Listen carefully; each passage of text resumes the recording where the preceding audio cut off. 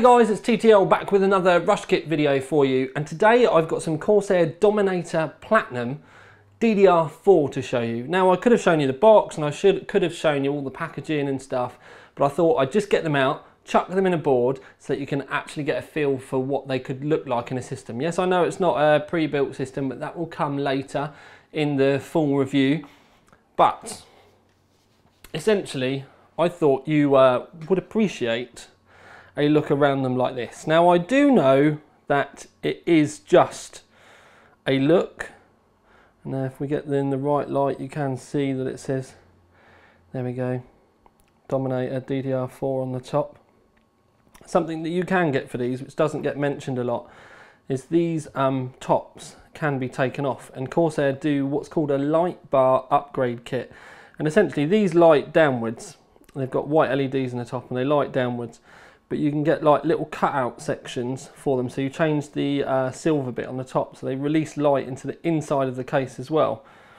Now I have got some of these light bar kits, but they're actually in the test rig for the graphics cards at the moment on some of the original 2133 DDR3 Platinum RAM. But I'm going to be chucking a set on these when we do the main review. I actually just wanted to get a quick look out for these today, so that you get a chance to have a look. Now this is the 2800 megahertz kit. I have heard people worried about the fact that Corsair, Intel say that the memory is only capable of 2133, or the CPU is, I should say. One thing you do need to remember is that for argument's sake, the 4770K, the 4790K, they technically only support 1333 megahertz RAM. That's like the Intel kind of bottom line, so I really wouldn't worry about a 2800 megahertz kit.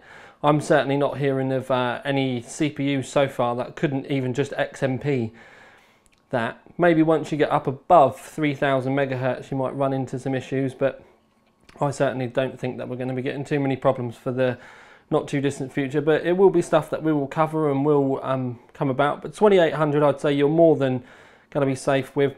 3000 I've been able to do with XMP. You may need a tiny little bit of tweaking, but once you've kind of bought yourself into the 2011 V3 socket, the kind of pretense is that we're assuming that you're going to know your way around the BIOS anyway, especially if you want, you know, really quick memory or loads of bandwidth. Anyway, but that's it. It's obviously in the Asus X99 Deluxe. It's the black and white board. It's probably my favourite looking of the X99 boards that I've seen so far.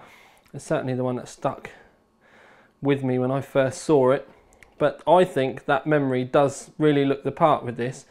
I personally would even be tempted to buzz this alley top off and paint it white if it was going in with these boards. But maybe that's an option that you guys can consider for your own builds, because if it was your own rig, you could paint them red, you could paint them yellow, blue, whatever you really wanted to go with, and it's really not too much of a problem because they do just unscrew.